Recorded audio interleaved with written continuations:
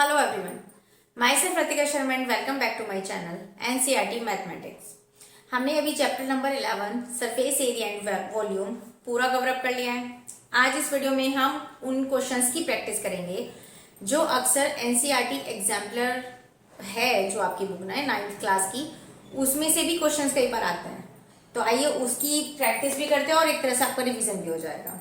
आइए पहले क्वेश्चन पे, if the height of a cone is doubled, कोई कॉन है, हाइट है, डबल कर दी गई है, तो वॉल्यूम कितना इंक्रीज होगा ये आपको बताना है। यानी कि कोई कॉन है हमारी, कॉन हाइट कितनी है,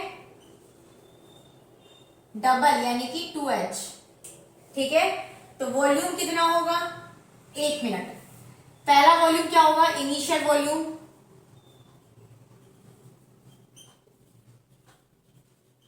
इनिशियल वॉल्यूम क्या होगा 1/3 पाई आर स्क्वायर एच, क्योंकि पहले एच था और रेडियस आर थी, बाद में उस कोन का डबल कर दी गई हाइट, तो ये नया वॉल्यूम बनेगा। यानी कि न्यू वॉल्यूम कितना होगा भाई, 1/3 pi into r square into 2h, यानी कि 2/3 पाई आर स्क्वायर एच, ठीक है। पूछा क्या है कि इंक्रीज कितना हुआ है वॉल्यूम में, तो हम क्या करेंगे, increment in volume, in new volume, जो पुराना और जो नया, इन दोनों का सब्ट्रैक्शन लेंगे, यानी कि नए वॉल्यूम में से पुराना माइनस कर दो, और अपॉन हमेशा पुराना वाला आएगा, इनिशियल आएगा। क्या किया, इनिशियल वॉल्यूम, पहले वाला वॉल्यूम, इनिशियल को ओल्ड वॉल्यूम भी कह सकते हैं। पहले तो नॉर्मल फॉर्मूला ही होगा, जब उसने हाइट को डबल किया तो उसके अकॉर्डिंग हमारा ये वॉल्यूम आया। तो आपको जब भी इंक्रीमेंट निकालना होगा तो जो नया वॉल्यूम है माइनस करोगे पुराना वॉल्यूम, अपॉन पुराना ही आएगा।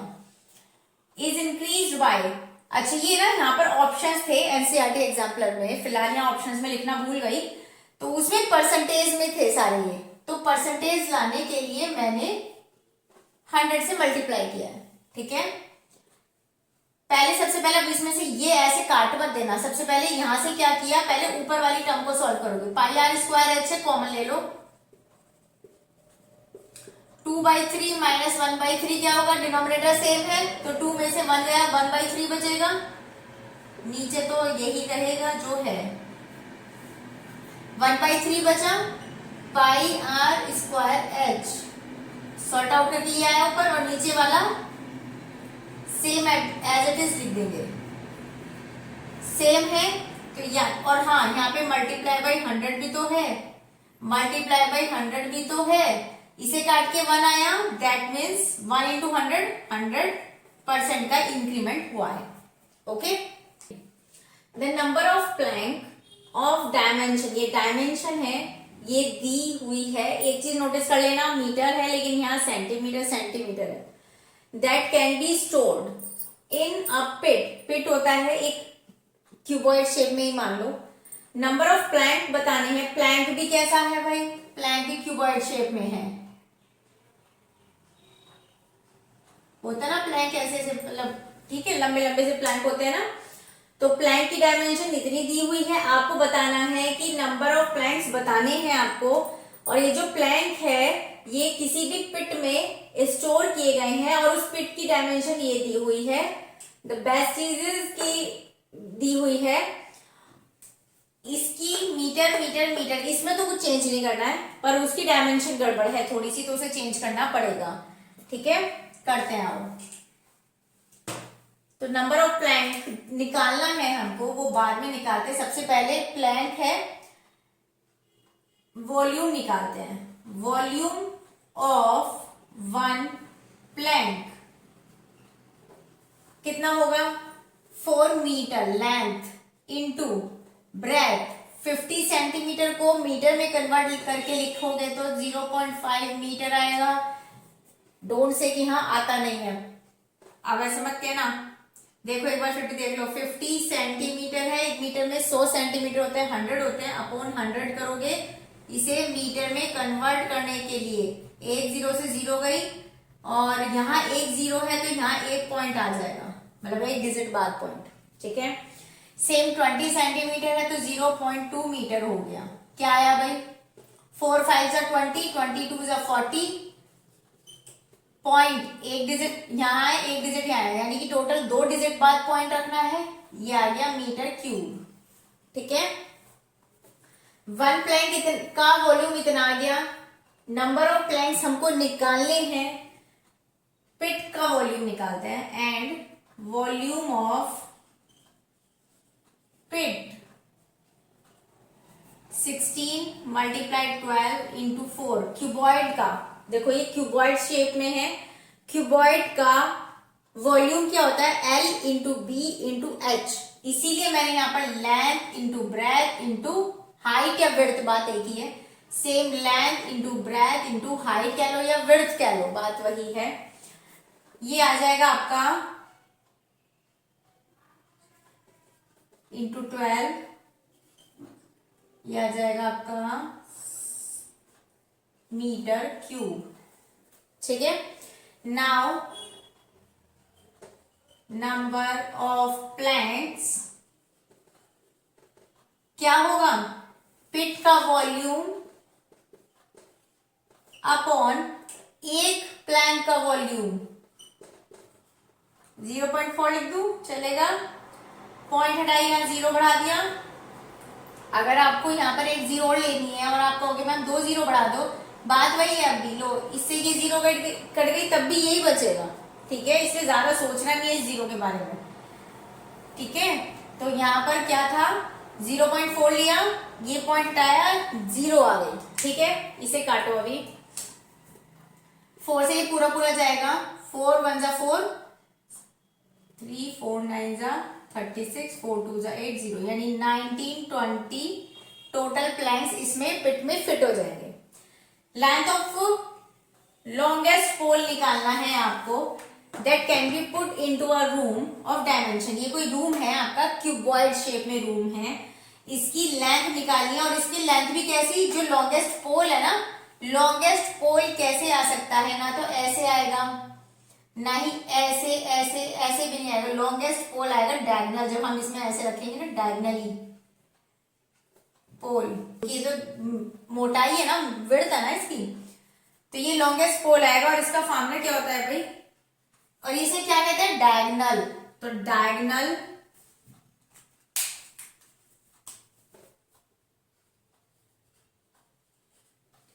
डायगोनल ऑफ रूम या क्यूबॉइड लिख देते, क्योंकि क्यूबॉइड की शेप करना है। L square plus b square plus h square. L कितना है आपके पास, सब मीटर में है। 10 का स्क्वायर 100, 10 का स्क्वायर 100 प्लस h यानी 5 का स्क्वायर 25, यह हो गया आपका √225 और रूट होता है 15।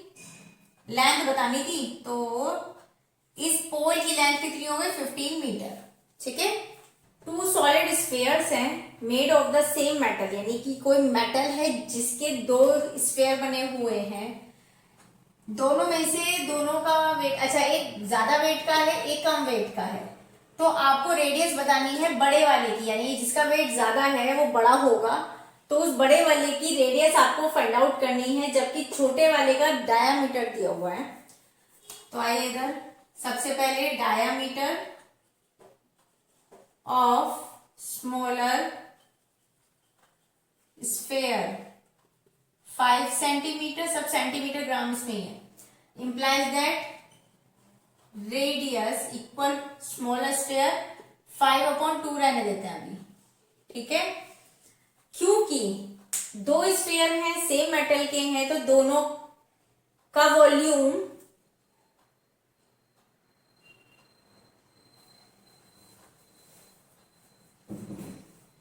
ओके। देखो यहां क्या दिया हुआ है, वेट दे रखा है, ठीक है।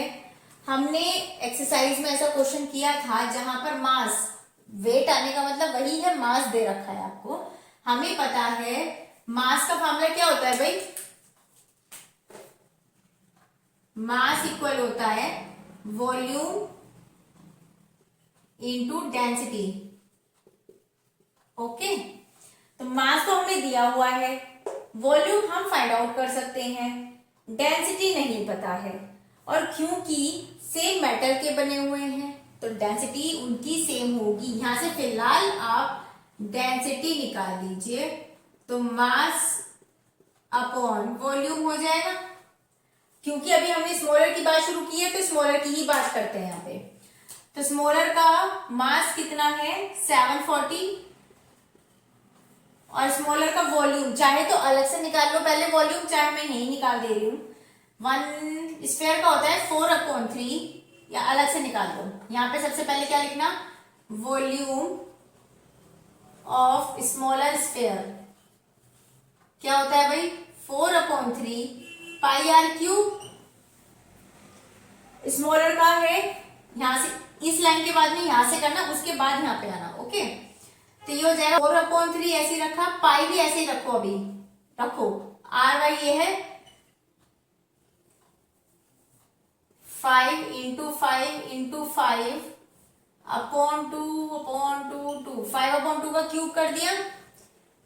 कुछ कट रहा है, काट दो, 2 2 जा 4 कट गया। ये क्या बचा यहाँ पर 5 5 जा 25 125 अपॉन 3 2 जा 6। इसको इतना ही करने देते हैं with pi and centimetre cube. हमें 125 पाई 6 को ऊपर पहुंचा दो,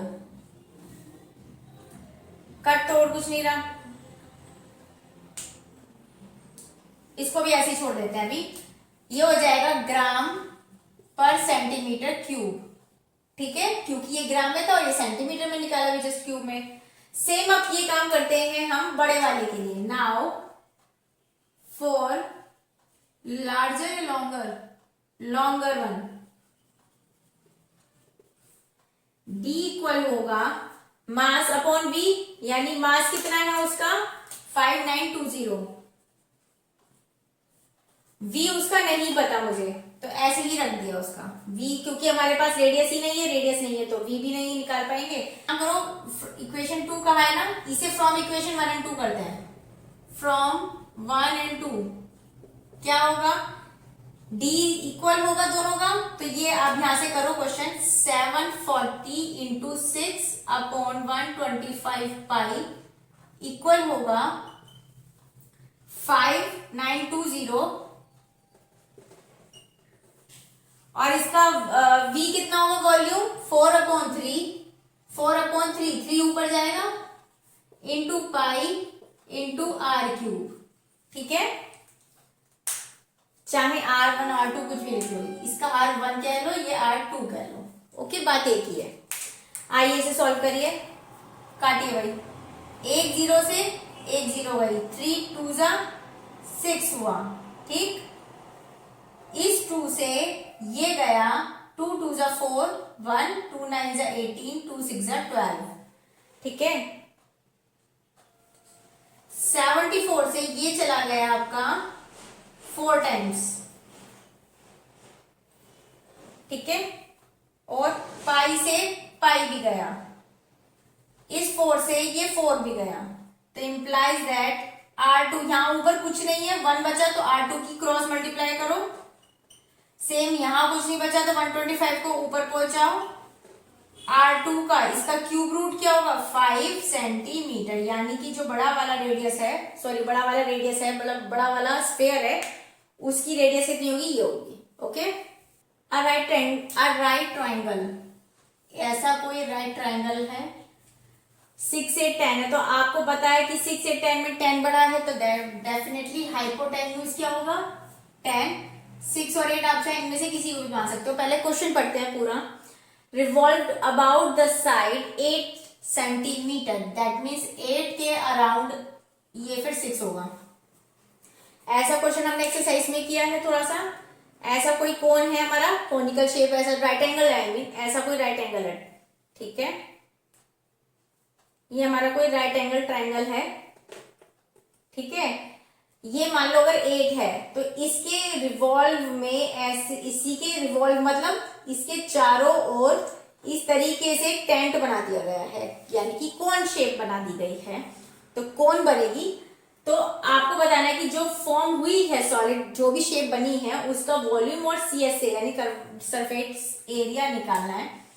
तो जब आप इसके अराउंड ऐसे करोगे तो ये कोन शेप बनेगी। तो फिलहाल रेडियस कितनी गिवन है, R है हमारे पास 6 सेंटीमीटर और H है हमारे पास 8 सेंटीमीटर, L है 10 सेंटीमीटर।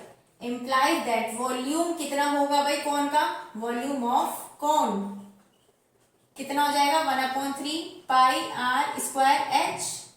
क्या बनेगा 1/3 पाई 22/7 R स्क्वायर यानी कि 6 6 6 36, H है हमारे पास 8 काटिए इसे, ये गया इतना टाइम्स, बस ये पॉइंटों में आ जाएगा जो भी आएगा आंसर आपका, ये आ जाएगा 2112/7 और डिवाइड करके आएगा इसको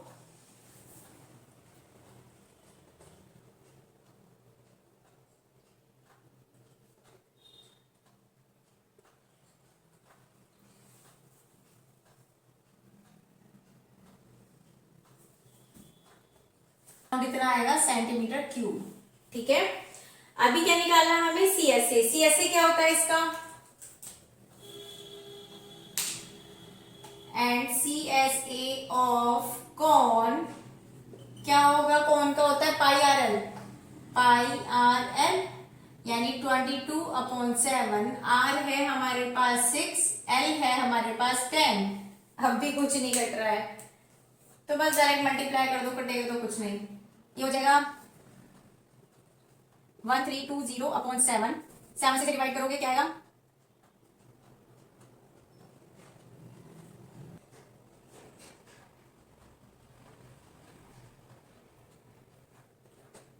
centimetre square. That will be your answer. Okay, अगले पे आइए, how much cloth 2.5 metre wide. कोई क्लोथ है, इतना विड्थ उसकी दे रखी है, नहीं ब्रेथ उसकी इतनी दे रखी है, will be required to make a conical tent. कोई कॉनिकल टेंट है और उसके ऊपर आपको कपड़ा लपेटना है जिसकी ब्रेथ दे रखी है इतनी और टेंट की रेडियस दे रखी है इतनी, हाइट दे रखी है इतनी, तो उसकी हाउ मच क्लोथ का मतलब है लेंथ निकालनी है आपको, इसका मतलब है लेंथ फाइंड आउट करनी है। ठीक है, आइए क्वेश्चन को करते हैं, यानी कि इंप्लाइज दैट जो जो चीज गिवन है आप लिखने के बाद में यहां से स्टार्ट करना, यानी कि एरिया ऑफ क्लोथ इक्वल होगा किसके, एरिया ऑफ क्लोथ होगा, अगेन जब टेंट के ऊपर कैनवास है जो एक कपड़ा है वो लपेटोगे तो बेस पे तो कवर करोगे नहीं, और जब जिसमें बेस कवर नहीं होगा वो CSA यानी कर्व्ड सरफेस एरिया ऑफ कौन के बराबर होगा, क्योंकि कपड़ा उतना ही है जितना उसका सरफेस एरिया होगा कर्व। एरिया ऑफ क्लॉथ क्योंकि रेक्टेंगुलर शेप में है कपड़ा तो लेंथ इनटू ब्रेथ होगा और इसका होता है pi r L.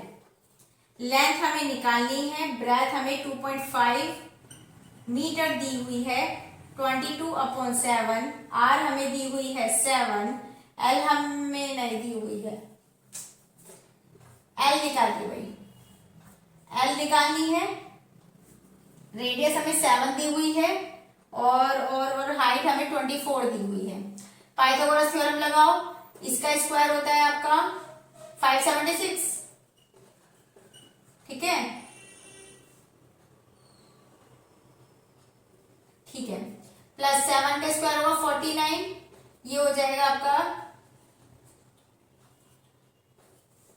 Implies L कितना होगा 25। ठीक है, एल 25 हो गया, 7 से 7 गया, करो मल्टीप्लाई,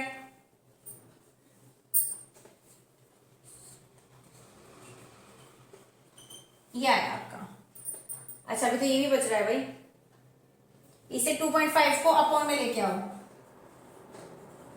2.5 को जब अपॉन में लेके आओगे, इसका तो ध्यान ही नहीं रहा, नहीं तो ये कट जाता। चलो ये गई, एक जीरो बढ़ा दी, 5 से काटो, 5 जा 25, 5 जा 5 और डबल जीरो, फिर 5 से गया, 5 2 जा 10, 5 2 जा 10 और जीरो 220, और ये लेंथ है तो मीटर में ही होगी। ठीक है, ये आंसर है आपका। मैंने इसका ध्यान नहीं दिया था, चाहे तो आप इसको जब अपॉन में लेके आओगे तो इजी कट भी थोड़ा सा और कट जाएगा, तो कैलकुलेशन इजी हो जाएगी। चाहे तो इसको ऐसे कर देना, चाहे अपने तरीके से कैलकुलेशन को इजी बना लेना। Okay, ratio of volume of two cones, दो कॉन्स हैं जिनके वॉल्यूम V1 मान लो, V1 रेशो V2 आपको दिया हुआ है 1:4। ठीक है, इसे मैं इस तरीके से भी कह सकती हूं कि V1, एक काम करो 1/4 कर देंगे तो 1.5, एक काम करो इसे लिख दो, V1 इक्वल हो गया आपका x, V2 इक्वल हो गया 4x। ठीक है, x की मल्टीप्लाई करके अलग अलग टर्म करती। रेडियस यानी कि R1 रेशो R2 कितना है भाई, रेशो 4:5। इसको भी सेम ऐसे किया, R1 इक्वल 4y। अब x की मल्टीप्लाई यहां नहीं करनी है क्योंकि रेशो अलग अलग है, तो आपका वेरिएबल भी अलग अलग होना चाहिए। R2 5y हो जाएगा। ठीक है, आपको फाइंड आउट करना है H1 ratio H2 find out करना है। ठीक है, कौन है ये, हाँ कौन है, तो इसका वॉल्यूम का फॉर्मूला